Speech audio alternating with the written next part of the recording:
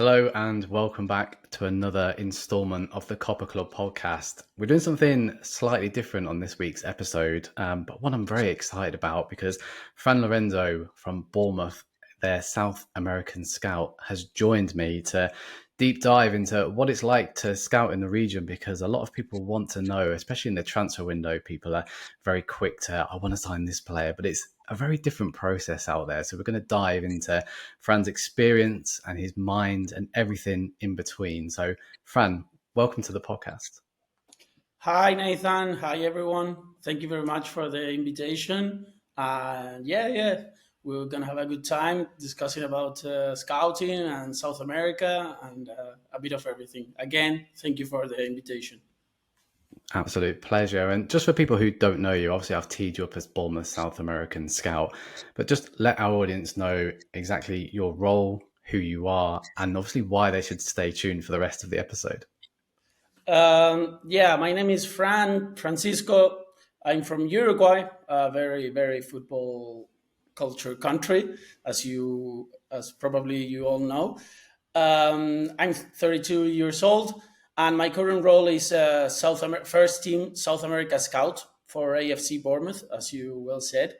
I started 1 year and a half ago for working for the club. At first as a Uruguay and Argentina scout, and now this season as a South America scout. There's a big region to cover, especially if you've gone from Uruguay and Argentina to South America. How have you found that transition to then start looking across 8, 9, 10 countries compared to one or two? Is it a lot more challenging for you, or do you relish that?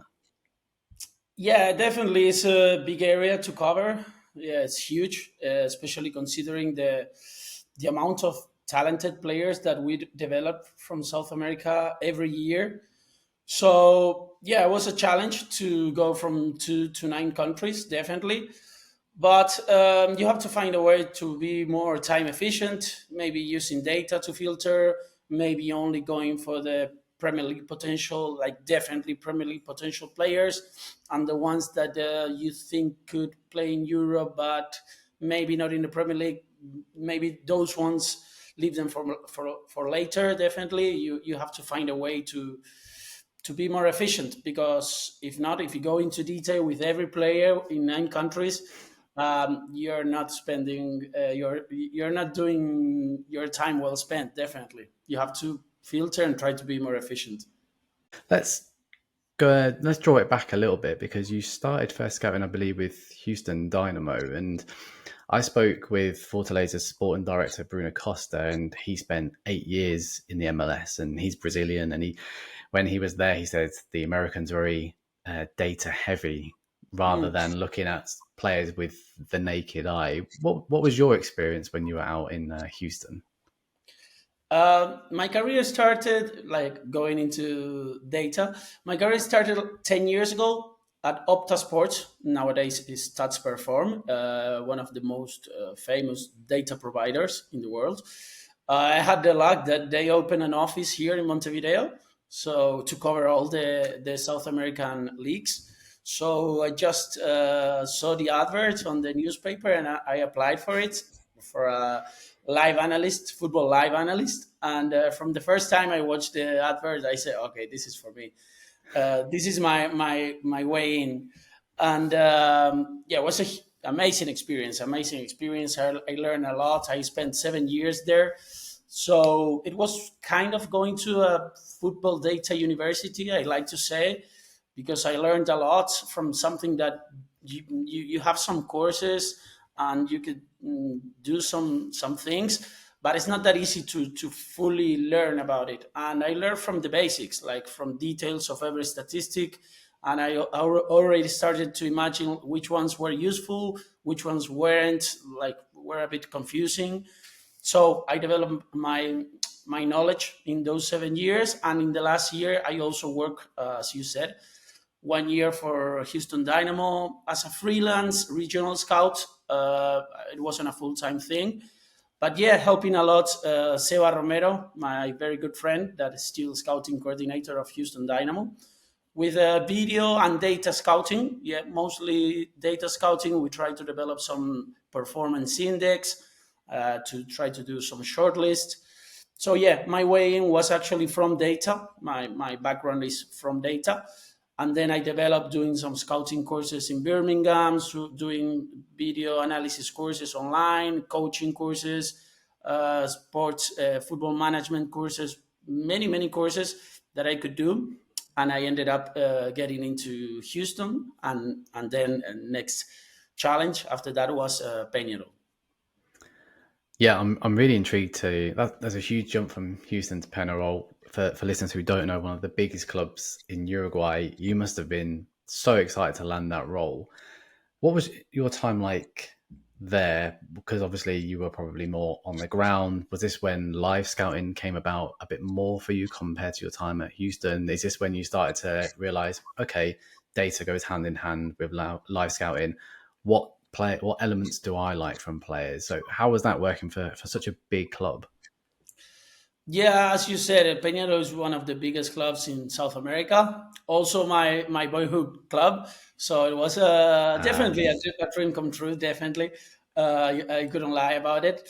But the good thing about it was that we presented a project to the board. Me and Augusto Ramauro, my colleague, we used to work in Opta together, and then we went to Peñarol to present this project that it was all about a scouting process and how to also integrate data analysis to the club, try to try to make more professional process on that side of the analysis on scouting or pre game post game reports, whatever. Whenever we could use be helpful and use data, it was something that we were going to, yeah, that was the aim of the presentation, and it was a great experience. They liked the project and they hired us, so that's when we started working.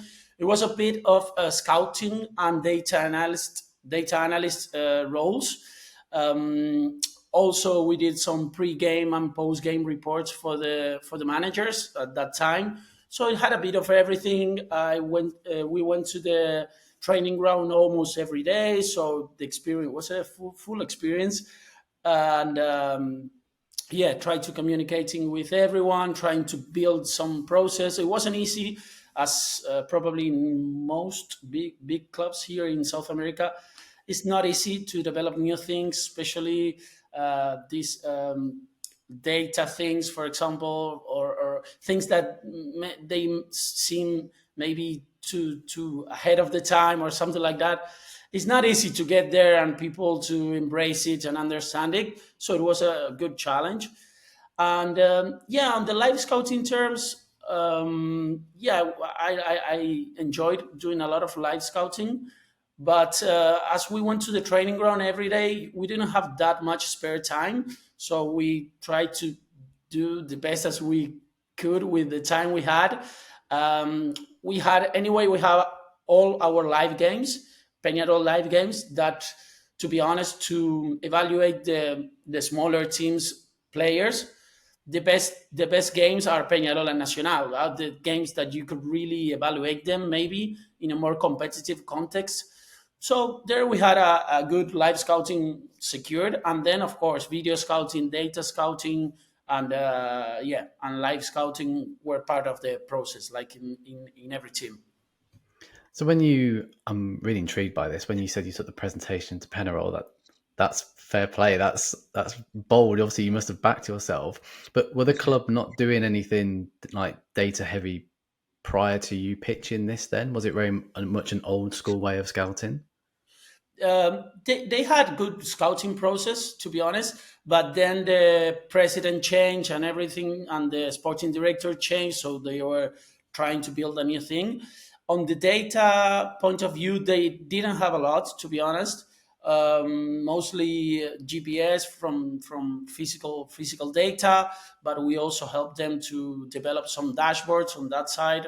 Not only stick with the raw data, to make it easier to understand, to make it to easier to get conclusions out of it. That is the end point of everything in data analysis. So Yeah, we tried to develop the most as we could in that way. That yeah, there weren't that much, and like in most clubs in South America, I would say maybe now Brazil they have a few teams that they have a huge data analysis department, and they are way ahead of compared to the other leagues. But in the other countries, most of the teams they don't have that much. It's growing, of course. Time with time, is data analysts are becoming more more common, and people are starting to understand that if you don't use this, you're giving advantage. Physical data, technical data. Again, if you don't use it, you just giving an advantage. It's another tool. It's a complement. It's not something that you would rely 100% on, but it's another tool that if you use it is definitely better. Absolutely. When you were with Penarol, were you brave enough, I say brave enough or bold enough to pitch certain players, or did you wait for like the head coach or the president or whoever it was to go, look, we need a left back or a striker, what do you have for us? Or did you always go, okay, I've seen this player with this profile, maybe he's worth bringing into the club? How did that actually work when you were at Penarol? The way we did it, I mean, as a scout, you have to focus on every position. You shouldn't focus on the positions that are needed, because that's the recruitment part of the process. That's closer or in the transfer window actually. But all the other months that you are doing scouting, you're not doing recruitment by itself. You need to cover all positions. So what we did was build a shadow team with options per position. Then, if they wanted a full report on any of those players, we would build a full report on those. But basically, offering, okay, this is the market, the options in the market nowadays, as they call it in Brazil. They don't call it scout; they call it analista de mercado. That would be market analyst. It's a good term actually, because it's not only about scouting our role. It's about analyzing the opportunities, the contracts, the many things. It's not only about scouting. So yeah, we build a shadow team with best positions for every position. Like we said, okay, on the right back we have these positions. We color base them on depending on the contract situation they had, like if they're ending contract, if they had still a few years of contract, if they were Uruguayans or were foreigners. Again, we made a difference on that, because in Uruguayan league you need most of the players on pitch to be Uruguayans. And we presented every position. Then they would say, okay, we need a right back, we need a left wing, and then we would go to that pitch we already created, and go to the options: first option, second option, third option. Um, it's not a big science, to be honest. It's not that complicated, and it shouldn't be that complicated. But yeah, we cover all positions, and when the transfer window came, okay, then we focus on the positions we had. But we had it all covered. No matter if they say no worries about left backs, because we have them covered. You never know. You never know. They could leave. They could get injured. So as a scout, you need to be covered, and you need to be prepared for every position. Yeah, absolutely. That makes sense. And look, you must have done something right from Penarol, because the next move was well, you already had the dream move with Penarol being your boyhood club, but a dream move to Bournemouth and working within the Premier League. Again, another dream come true, right? You must have been buzzing when that opportunity came about. Yeah, definitely. As a huge football fan, of course, I always love the Premier League.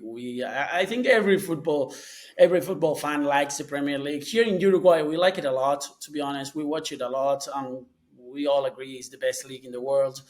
Uh, Back in the days, we used to watch Diego Forlan scoring goals for United. Then later we had Suarez. So we have a good link with the league. Nowadays we have a Darwin and Bentancur and many other good players. So we have a good link with it, and it would definitely a dream come true again to work for a Premier League club. Something that, yeah, only in my dreams. And yeah, and also is I think the club is a great opportunity, a club that is developing, that is growing a lot, that it also has a, in my opinion, has a good environment for South American players, starting with the staff, that they are Spaniards, so they speak the language. That is biggest issue when you in adaptation. But also we have some South American players already. We have two Brazilians, one Argentinian, one Colombian, one Mexican. And I always say to Premier League clubs and clubs all around Europe that for adaptation, speaking about South American in this case, is makes a huge difference if there are not South Americans in the squad, and you just get there, and maybe there are Europeans and Scottish and English. Uh, Probably would be difficult for adaptation, probably for language, culture, and many other things. But if you already have a small group of South American or Latin players, or at least they speak Spanish, in my opinion, it makes a huge difference for the adaptation for them, for also the families, their wives, their kids. The adaptation makes a lot easier. I like to think about that. So that's why I think our club is a very good environment on that side. Also, the town is not a huge town. It has a sea coast that we South Americans, we like to be next to the sea. Most of us, so it also makes a bit of a difference. And yeah, I'm very happy to be in the club and trying to develop the South American players into the squad, of course.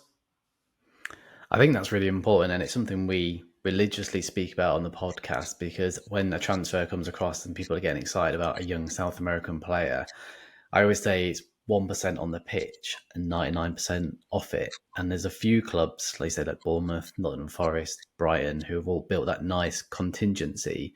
And I think it counts for a lot, doesn't it? Especially language, weather, all these elements which people don't realise because they just think, well, he's played really well at this club, so he's going to settle there.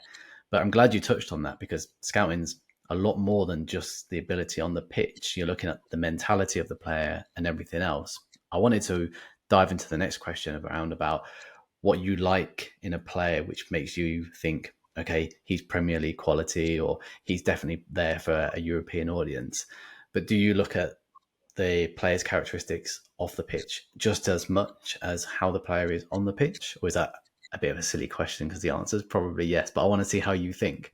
No, yeah, no, I definitely look into that as well. I mean, our job is to calculate the risk, basically calculate the risk of assigning. We are investment assessors, definitely. So yeah, you need to calculate everything that could go wrong, and adaptation is something in our region that you would definitely have to be aware of. Maybe if you're signing a British player, it's not something that you would worry about, but in my scenario, you definitely do. So after I like the player, the process is after I like him on the pitch, I investigate him off the pitch. Definitely, I go into his social media. I watch some interviews to try to get to know him, see if he's introvert, extrovert, if he can have a conversation with ease, or if he struggles. Also, as I said, going to live scouting, try to see how he communicates. Also, trying to get some reference with someone that has worked with him or share a squad with him. Try to get some personal reference as well. Again, trying to minimize the risk. I mean, everything is trying to minimize the risk. Data analysis is trying to minimize the risk. Going live scouting the same. Getting reference the same. You try to get as more information as you can to make the best decision you can with what you got. Then, of course, they're all bets, and it could go wrong anyway. I mean, if you could be certain of a signing, and it could go wrong, but the more better bets you do, you will do better, I think. And for a Premier League player, of course, we look into everything: technical aspects, mental aspects, going to social here. And physical aspects, of course. Maybe with the Premier League, you're a bit more demanding on the physical aspects, yes, than on other leagues that maybe other European leagues that maybe if he's not top on the physical profile, he could go and perform anyway. But on the Premier League, you try to be a bit more demanding, especially in some positions like centre backs or goalkeepers with height. You wouldn't want to risk with that, you know. And sometimes we speak about Lisandro Martinez as a good example.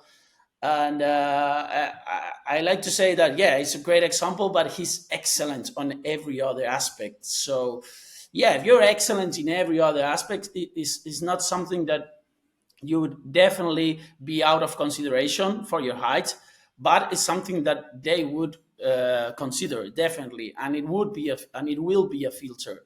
So yeah, maybe on the physical aspects, we are a bit more demanding. But other thing, when you ask what do you look for in a player, unconsciously I found out that I do it a bit the other way around. I try to find the negatives. I try to find motives for not recommending him, like, okay, physical profile not, or maybe I like him but I go into his social profile and he's disaster, and I would say no, I wouldn't want to risk into this. Yeah, unconsciously I go into the negatives. And maybe it's not bad, maybe, but it's a bit more. I found out also that it's a bit more time efficient, you know, because when you find something like, okay, he's not, maybe his technical abilities are not good, you just dismiss him and you keep going on.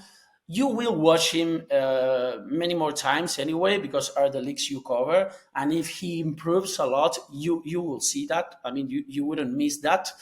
But yeah, again, going for the time efficiency, I try to find reasons not to recommend him, and the players that they don't give me reasons to not recommend him, and I watch him 10 times and I still can't find a reason to dismiss him, are the ones that I said, okay, I think I like him, and I end up like him and building a report on why I like him and all that. But yeah, the process sometimes is the other way around. I like that strategy. That's how you Yeah. found maybe the best of the best. Okay, I do Yes. like that. I think that's good. I haven't thought of it that way before. A question I wanted to put forward to you is there must be I mean, there's so much pressure on scouts anyway, but in South America at the moment, players are being signed on pre-contracts before the turning 18 more than ever before. Kendry Paez, Esteval, the first two big names which come to mind. How has that impacted how you perceive South American football now? Do you feel like there's more pressure on scouts to find the next big quote unquote wonder kid before everyone else? Because now with these pre-contracts and people coming across to Europe even earlier, that must put a bit of pressure on you to try and predict as many aspects as you possibly can, but at a younger age. Yeah, it depends on the team you're working for in this scenario. For example, if you're working for Real Madrid or Man City or PSG, one of the giants, yes, maybe you have more pressure into that because it's what they're looking for. And for example, they go more to under 15 or under 17 tournaments that maybe I don't go that much because it's not what we as Bournemouth are looking for. Maybe we are looking for more developed players, probably not world class players. I mean, if we could sign a world class player, would be great. But there are some that they just go straight to better teams. So also understanding that it's not something that in my case I aim for a lot. I try to find a bit more developed players, probably already playing in first division football, a few games. I think is that is our aim and our bet. But yeah, on the South American aspect, that it's a bit of a shame for us because we don't get to enjoy our best players, you know, playing in our leagues. But at least they stay until they are 18. Yeah. World class players, they at least have 1 or 2 seasons to perform in their first teams. We're watching Palmeiras now. They got to enjoy Hendrik last year, at least for a season. At least they won the league with him. They're doing the same with Estevao now. So world class players, you could still watch them 1 2 years. You wouldn't get them for an age that they could really make the difference. Like Echeverry now, he's leaving soon again. Um, and those players, yeah, it's a shame on our end. But again, I understand that, for example, Brazilian Giants, their strategy is to sell them and invest on peak age players. Okay, I would sell my wonder kid, 18-year-old wonder kid, on 60 million, and then I would invest 15 on a 28-year-old player, because my aim is to win this Copa Libertadores, not the next in 2 3 years. No, this one. So they go for peak age, and it's a very interesting strategy, to be honest. It's a shame again that they don't get to enjoy their best players and best academy players. But as a strategy, as a club strategy, I understand it, and I think it's quite clever, actually.